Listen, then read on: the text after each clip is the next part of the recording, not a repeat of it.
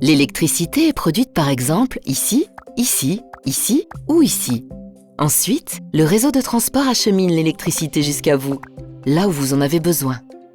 Pour que cela fonctionne jour après jour, un réseau électrique performant et moderne est nécessaire. Aujourd'hui plus que jamais, avec l'objectif d'un paysage énergétique renouvelable, le développement de la production d'électricité renouvelable augmente considérablement. Pour que le réseau de transport puisse suivre cette évolution et acheminer l'électricité de manière fiable, le Conseil fédéral a développé un projet de loi appelé Réseau Express. Le principe de lignes aériennes constituait une partie de ce projet. Ce principe a été supprimé du projet Réseau Express après la procédure de consultation. Pour Swissgrid, le principe de la ligne aérienne est pourtant essentiel pour pouvoir moderniser et développer le réseau de transport et continuer à l'exploiter en toute sécurité. Le problème aujourd'hui, pour chaque projet de réseau, Swissgrid doit planifier aussi bien des corridors de lignes câblées souterraines que des corridors de lignes aériennes. Cela signifie que les lignes aériennes sont, en principe, assimilées aux lignes câblées souterraines.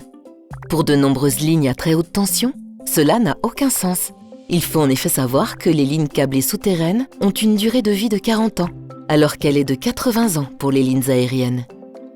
La réparation des lignes câblées souterraines prend plusieurs mois, alors qu'en cas de perturbation, les lignes aériennes sont à nouveau disponibles en quelques minutes ou heures. Une proportion trop élevée de lignes câblées souterraines entraîne des problèmes techniques dans l'exploitation du réseau. Les lignes câblées souterraines sont 2 à 10 fois plus chères que les lignes aériennes. Les consommatrices et les consommateurs d'électricité suisses doivent supporter ces coûts plus élevés. Pour cette raison, le projet Réseau Express établit le principe de lignes aériennes.